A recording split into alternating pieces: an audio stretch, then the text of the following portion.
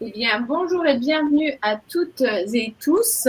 Ce soir, je vais être hyper rapide parce qu'on est un peu en retard et qu'on n'a que 30 minutes. Et surtout, on est hyper contente de recevoir à la fois le docteur Le Péchou que vous apercevez un petit peu. Voilà. Bonsoir, docteur Le Péchou. Bonsoir. Merci infiniment. Donc, vous êtes oncologue radiothérapeute dans le comité de pathologie thoracique, comité sarcome et tumeurs mésenchymateuses à Gustave Roussy. Merci infiniment. Et la super idée de la soirée, c'est que vous êtes accompagné donc de Émilie César, qui est manipulatrice de radiothérapie dans votre équipe. Et donc, ça va être une visio très pratique et c'est ce dont nos auditeurs ont besoin. Merci infiniment d'être parmi nous. Juste un petit rappel sur le fonctionnement. Vous pouvez poser vos questions via l'onglet questions. Laure et moi remontons les questions, à condition bien évidemment qu'elles soient d'ordre général. Il ne s'agit pas de téléconsultation. Et donc, pour toute question relative à votre santé ou à celle d'un proche, rapprochez-vous de votre équipe médicale. Bienvenue à toutes et tous et bonne webconférence. Un tout petit mot donc pour accueillir notamment les patients et les patientes de mon réseau cancer du poumon. On est vraiment ravis d'organiser cette session ce soir sur les radiothérapies du poumon parce qu'il y a finalement beaucoup de questions et on a beaucoup moins d'informations en général sur la radiothérapie et en particulier celle du poumon. Donc, je vous laisse tout de suite la parole pour nous présenter vos slides et comment se passent ces radiothérapies. Oui, bonjour à tous. Donc, je suis Cécile Le Péchou, je suis médecin à Gustave Roussy depuis quelques années maintenant. Donc, juste en préambule, la radiothérapie externe fait partie des traitements de référence contre les cancers et elle fait partie des traitements locaux finalement de la chirurgie, comme la curithérapie, les techniques de radiologie interventionnelle, mais elle s'intègre aussi. Elle peut s'intégrer aux autres traitements qui sont dits systémiques, la chimiothérapie, l'hormonothérapie, l'immunothérapie. C'est important de dire que c'est un traitement qui est fait sur mesure. Il est basé sur un scanner technique, donc on refera un scanner. Les patients parfois se plaignent, mais on refait. Mais non, c'est parce que c'est vraiment la première étape du traitement. C'est ce qu'on appelle un scanner de radiothérapie ou de centrage ou de simulation. On verra qu'il peut y avoir des points de tatouage, des masques qui sont réalisés. Vous voyez une petite image. Et tout ça est dans le but de réaliser un traitement très précis et sur mesure. Il ne sera fait que pour vous, pour les patients qui vont avoir ce traitement. Ce traitement se fait en ambulatoire. En général, il n'y a pas de piqûre, sauf évidemment l'injection éventuellement intraveineuse pendant le traitement. Et elle va permettre de délivrer localement ces radiations ionisantes ou les rayons de façon très précise au niveau de la tumeur et qui va provoquer des dégâts au niveau en fait des noyaux des cellules tumorales. Alors, elle peut être réalisée à visée curative. On va se concentrer sur ça, évidemment, ce soir. Et soit elle est donnée de façon isolée, il n'y a que la radiothérapie qui fait partie du traitement, ou bien, en fait, elle peut être intégrée dans un programme qui comprend, par exemple, de la chirurgie, c'est plus rare, ou bien plus fréquemment, par exemple, de la chimiothérapie, ou de l'immunothérapie ou de l'immuno. Et puis, ça peut être un traitement qui est donné à visée symptomatique pour soulager, par exemple, des douleurs. Mais ça, on n'insistera pas trop sur ça. Ça, c'est un exemple de dosimétrie, comment finalement les rayonnements se focalisent sur la toute la zone que l'on veut traiter. Là, la discussion pluridisciplinaire, c'est en fait, on est dans une approche pluridisciplinaire, mais où le traitement est décidé de façon collégiale avec tous les oncologues, les radiologues éventuellement au sein d'une RCP. Mais en fait, le traitement, dans certains cas, ça va être de la radiothérapie seule, mais ce n'est pas nous seulement qui décidons. Donc là, sur la droite, vraiment, il y a par exemple un nodule isolé, tout petit, hein, qui correspond à une lésion très limitée qu'on va pouvoir traiter par radiothérapie stéréotaxique. Alors, il y a pas mal d'indications de radiothérapie dans les cancers bronchopulmonaires. Hein, donc, le premier exemple avec ce petit schéma, en fait, cette diapo, cette photo hein, d'une planche de scanner, d'une petite tumeur qui est située à gauche et qu'on va pouvoir traiter hein, de façon à, disons, guérir ce patient, du moins on l'espère. Hein, on fera peu de séances de radiothérapie très précises. La radiothérapie, ça peut être aussi une radiothérapie qui traite des patients qui ont des tumeurs plus volumineuses, avec éventuellement des ganglions associés. Hein, et là, par contre, on ne va pas pouvoir faire très peu de séances. En fait, le traitement va être plus long. Hein, ça va être 4 à 6 semaines. Ça peut être disons, avec des séances qui sont journalières et assez fréquemment, dans ce qu'on appelle les stades 3, la radiothérapie va être associée à la chimiothérapie. Hein, elle se fera en même temps ou bien parfois, on fait d'abord la chimiothérapie, puis la radiothérapie et plus rarement, la radiothérapie peut être associée à la chirurgie. Donc, après ça, en fait, il y aura la consultation avec, disons, le médecin, l'oncologue radiothérapeute, et on essaye de développer au maximum hein, les consultations paramédicales. Ça peut être avec des infirmières, mais chez nous, en oncologie radiothérapie, c'est avec une des manipulatrices ou manipulateurs qui, finalement, assure le traitement quotidien. Et donc, je passe la parole à Émilie. Bonjour à tous.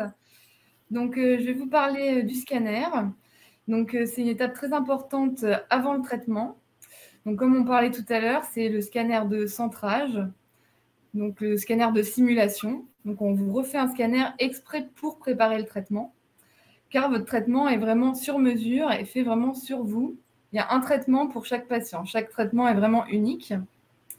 Donc, au niveau du poumon, quand on respire, forcément, la tumeur bouge. Donc, pour tenir compte du mouvement de la tumeur, on réalise un scanner particulier permettant d'évaluer la forme, la localisation de la tumeur, mais aussi la façon dont la tumeur bouge en fonction de la respiration. Donc, il y a 2 techniques différentes.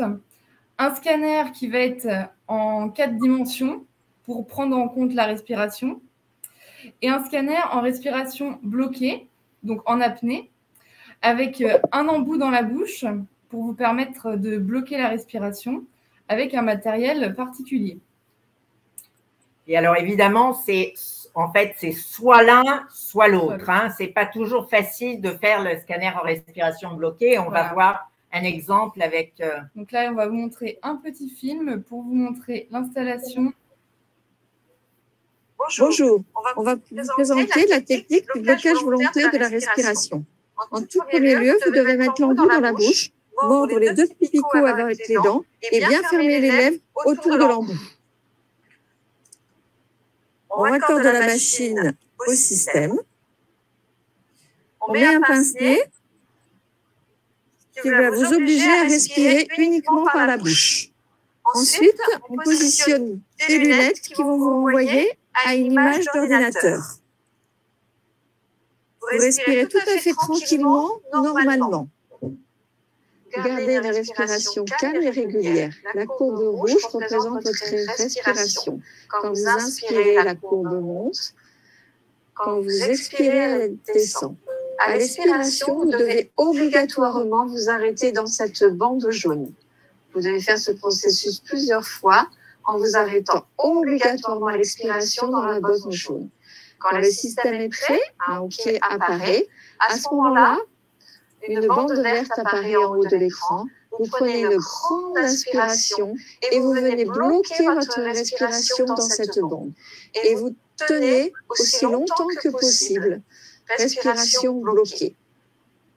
Voilà, très bien. À tout moment, quand vous voulez, vous respirez à nouveau. Et on recommencera ce processus plusieurs fois. Merci.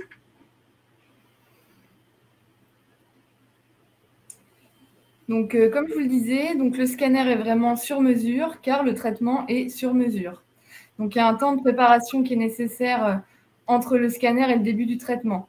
C'est pour ça que quand vous avez votre rendez-vous de scanner, avant de commencer le traitement, il se passe un petit peu de temps car il y a plusieurs personnes qui vont agir sur votre dossier. C'est vraiment un travail d'équipe entre le médecin qui va contourer le contour de la tumeur, de la zone à traiter. Ensuite, de délimiter aussi tous les organes sains autour à protéger. Et ensuite, les dosimétristes et les physiciens médicaux réalisent la dosimétrie et la partie plus technique du traitement. Donc ensuite, ça, c'est différentes machines qui sont dédiées vraiment à la radiothérapie. C'est vraiment très particulier à la radiothérapie. Donc, il y a plusieurs personnes qui travaillent dans le service, aussi bien des techniciens qui assurent le contrôle qualité de la machine, avec des maintenances régulières, des contrôles réguliers. Donc, les dosimétristes et les physiciens qui préparent votre traitement du côté technique. Et après, vous avez les médecins qui prescrivent votre traitement et les manipulatrices et manipulateurs que vous verrez tous les jours au quotidien pour vos séances. Donc, en fait, évidemment, c'est une équipe et il y a des gens que vous voyez, c'est-à-dire les médecins et puis les manipulateurs, les secrétaires, mais il y a tout un travail également qui est fait, physiciens, dosimétristes, que ne vous voyez pas forcément. Donc, ça, c'est des exemples de machines de traitement dédiées vraiment à la radiothérapie stéréotaxique. On va peut-être passer rapidement, en sachant que, disons que par rapport à la radiothérapie des cancers du poumon, en fait, il y a maintenant les lésions en fait, qui sont de petite taille et qu'on peut traiter par peu de séances, mais qui sont délivrées à des doses très fortes et qui demandent donc un contrôle qualité, une surveillance importante. Et des lésions plus volumineuses que là, on va traiter par radiothérapie conformationnelle plus classique, dite normofractionnée. La radiothérapie, en fait, stéréotaxique, peut être réalisée avec d'implantation de grains dans la lésion pour certains traitements particuliers. À Gustave Roussy, on ne fait pas ça, mais il y a d'autres centres qui le font. On considère, si vous voulez, on pourrait répondre à des questions éventuellement. C'est un très bon contrôle et il y a peu d'effets secondaires. La radiothérapie stéréotaxique est devenue maintenant le standard chez les patients qui sont inopérables. Ces petites tumeurs, en règle générale, ce qu'on appelle le gold standard, c'est la chirurgie. Mais chez les patients qui sont inopérables pour des raisons médicales ou bien des patients qui sont âgés, chez qui l'anesthésie générale peut être compliquée, eh bien, on fait ce traitement. Il est important, et c'est vrai pour la radiothérapie stéréotaxique et c'est vrai pour la radiothérapie conformationnelle plus classique, la tumeur ne disparaît pas complètement. La radiothérapie va donner, en fait, il va y avoir une cicatrice qui va remplacer la tumeur active, et c'est finalement la surveillance ultérieure qui permet en fait de voir l'effet du traitement sur les scanners successifs. Donc, les stades 3, là aussi, c'est des tumeurs plus avancées où il y a des ganglions qui sont associés. Là, on voit ce schéma-là. Et là, en règle générale, le traitement peut être une association chimio et radiothérapie. Le plus souvent, c'est concomitant. Parfois, c'est ce qu'on appelle, on dit séquentiel, c'est-à-dire qu'on fait la chimio d'abord et puis on fait la radiothérapie après. Mais c'est un petit peu moins bien, mais c'est des décisions médicales qui sont prises en RCP, comme je le disais. Et parfois, en fait, chez les patients qui sont fragiles, on fera une radiothérapie dite exclusive, c'est-à-dire on ne fera pas de chimiothérapie en même temps, en sachant que chez ces patients-là, maintenant, assez souvent, on introduit l'immunothérapie quand le traitement est terminé et après un bilan de réévaluation. Donc ça, c'est un exemple de radiothérapie conformationnelle. Et on voit qu'on traite le nodule, en fait, la tumeur elle-même, et les N, les ganglions, qui sont plus centraux. Et on fait souvent, si vous voulez, sur ce scanner technique, on apporte toutes les informations apportées par exemple, ici, c'est le PET scan qui est juste en haut.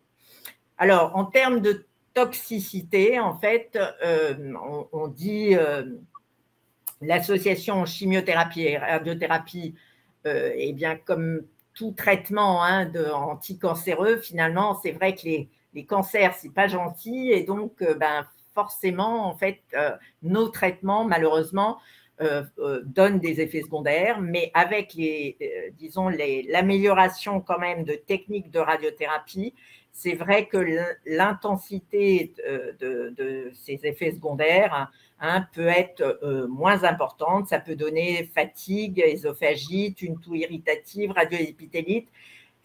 En fait, ces effets secondaires sont maximum en fin de traitement, mais ils sont réversibles. Ce qui, en fait, à quoi il faut être vigilant, c'est éventuellement une sorte d'inflammation pulmonaire qui peut survenir, mais un peu à distance. C'est pas immédiat en général, et c'est pas pendant que vous avez la radiothérapie. Ça peut arriver, mais c'est dans les cas où les patients ont une relativement grosse tumeur. Mais comme je disais, moins d'ésophagites sévères, la toxicité pulmonaire éventuellement qui est diminuée, avec, disons, l'amélioration des techniques de radiothérapie. Si on revient à la radiothérapie stéréotaxique, il y a peu de toxicité, une fatigue très modérée, la rougeur très modérée. Il peut y avoir exceptionnellement des fractures costales. Ça, c'est quelque chose qui n'existe pas dans les radiothérapies dites classiques, mais c'est surtout quand, là j'ai mis ce petit schéma, c'est quand la lésion est proche de la côte.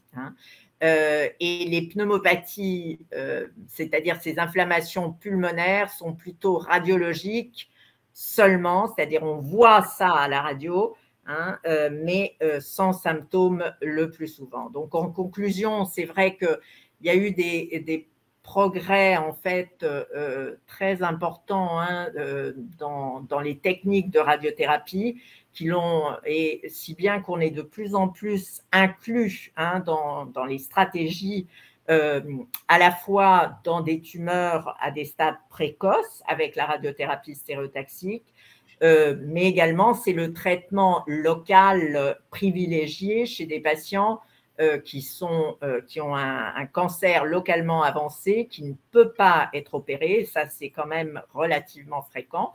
Et la radiothérapie peut avoir une place aussi au stade métastatique. Ça, évidemment, ça serait trop long de vous parler de tout ça. Donc, et en fait, c'est vrai que l'efficacité et également, disons, les toxicités, grâce au progrès en fait de cette radiothérapie, progrès techniques, se sont améliorés. Donc, avec ça, je vous remercie de votre attention et donc place aux questions. Merci beaucoup, professeur. Je vous laisse donc arrêter le partage de vos slides pour qu'on vous retrouve en plein écran. Alors, je voulais faire un petit commentaire qui va vous sembler peut-être dérisoire, mais j'avais un peu demandé sur le réseau ce qui vous avait surpris pour les patients qui ont eu de la radiothérapie. Et on décrit souvent le fait que c'est extrêmement technique. On a l'impression d'être de partir sur la Lune avec ces machines incroyables.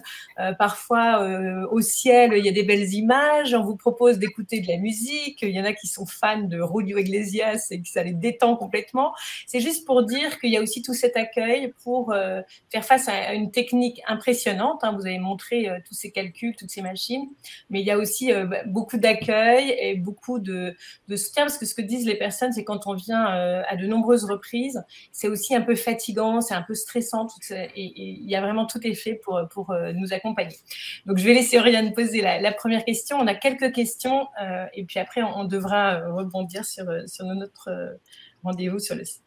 Alors, je vous remercie parce que vous nous avez rendu limpide une technique qui peut paraître compliquée, comment faire de la radiothérapie asservie à la respiration, et on comprend bien l'intérêt. Donc voilà, alors il y a une question de Anne qui dit que la radiothérapie pour traiter un poumon peut rendre plus difficile la surveillance, notamment sur les images au scanner, etc.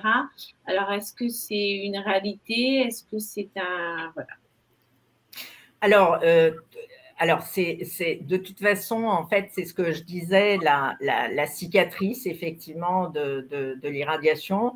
Et c'est pour ça, en fait, que moi, ça m'est déjà arrivé à plusieurs reprises de rassurer les patients qui étaient très inquiets parce que le radiologue, probablement ne sachant pas bien, en fait, n'étant pas habitué à des scanners post-radiothérapie, en particulier au niveau de la radiothérapie stéréotaxique,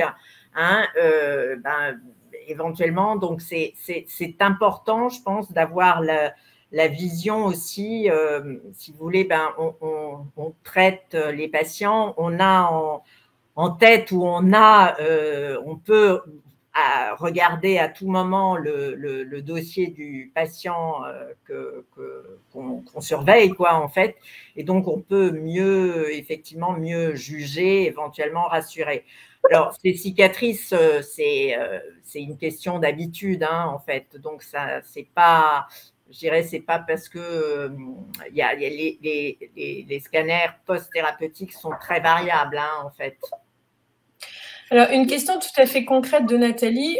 Quand on fait ces radiothérapies du poumon, en fait, on est torse nu, parce que sur le petit film, on prépare, là, on voit le monsieur avec sa chemise, mais la tenue, entre guillemets, de radiothérapie. Oui, du coup, on est torse nu. C'est surtout pour l'installation du patient, pour pouvoir repérer nos points de tatouage, pour pouvoir le replacer plus facilement. Et après, une fois qu'on est installé, on peut recouvrir le patient avec un drap. C'est ce qu'on fait régulièrement pour que le patient ne reste pas torse nu. Voilà. Et autre question très concrète, en fait, là aussi, on a cette image de machines très pointues qui vont nous envoyer des rayons. Est-ce qu'on sent les rayons? Est-ce que ça brûle à l'intérieur? Non, vous ne sentez rien du tout.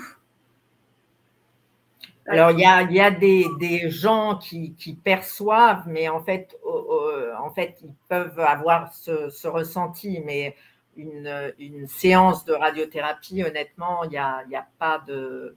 Alors après, en fait, quand les séances s'accumulent, en fait, c'est vrai qu'il y en a en particulier dans certaines localisations quand disons, la dose à la peau est importante, vers la fin du traitement, ça peut arriver. Mais dans le poumon, en règle générale, honnêtement, les doses à la peau sont vraiment pas importantes, contrairement à d'autres. C'est important de redire que ça, c'est vraiment la radiothérapie cancer du poumon. En ORL, par exemple, c'est très différent. D'accord, c'est important de le redire. Alors moi, j'ai peut-être une dernière question parce qu'on arrive déjà malheureusement au terme de notre timing. En fait, dans le poumon, on peut avoir un cancer du poumon, mais il y a aussi beaucoup de personnes qui peuvent avoir une métastase au poumon d'un autre cancer. Donc la question, c'est de savoir si ces techniques que vous nous avez présentées ce soir, par exemple, on doit les proposer sur mon réseau cancer colorectal, sur mon réseau cancer du sein, si c'est… Voilà, des personnes peuvent avoir des métastases dans le poumon d'un autre cancer. Est-ce que ça sera le même type de traitement? Alors, en fait, c'est vrai que j'ai dit dans ma diapo de conclusion, en fait, il peut y avoir des métastases, par exemple, pulmonaires isolées dans certains cancers, si elles sont isolées. Éventuellement, une solution peut être l'intervention, l'exérèse de cette métastase, mais ça peut être aussi, en fait, un traitement par radiothérapie stéréotaxique pour rendre inactive et faire diminuer, en fait, la lésion. Elle ne disparaîtra pas complètement, mais comme je dis, en fait, quand on opère quelqu'un, ça se voit, il y a une cicatrice qui reste, et donc en radiothérapie dite stéréotaxique, ça peut être une indication. Mais ça, et c'est pour ça que je disais, c'est décidé aussi en amont, hein, c'est-à-dire à la RCP, on discute ensemble. Et chez un patient qui a une métastase isolée, enfin, ou une seule métastase qui progresse, on peut être amené à faire un traitement local de la métastase en rapport avec un autre cancer, absolument. Si on peut, vaut mieux le biopsier, mais ce n'est pas toujours fait, hein, parce que parfois, il n'y a pas de doute sur la nature, donc, hein, puisqu'il y a déjà une histoire voilà, on sait d'où ça vient. Alors, merci beaucoup parce qu'on avait fait ce choix de faire des speed webconférences et notamment sur la radiothérapie qui avait été finalement moins abordée dans nos conférences. On avait beaucoup fait les traitements, l'immunothérapie, la chirurgie, la réhabilitation. Et on voit qu'il y a énormément de questions. Donc, on sera obligé de vous faire revenir. Voilà. Ce sera avec plaisir. Merci à toutes les deux. C'était vraiment super d'avoir un duo comme ça et un binôme. Voilà, ça rendait les choses encore plus pratiques. Je vous souhaite une excellente soirée. Merci, Mme César, et merci, Dr Le Péchou. Merci. Allez, au revoir. Au revoir. Au revoir.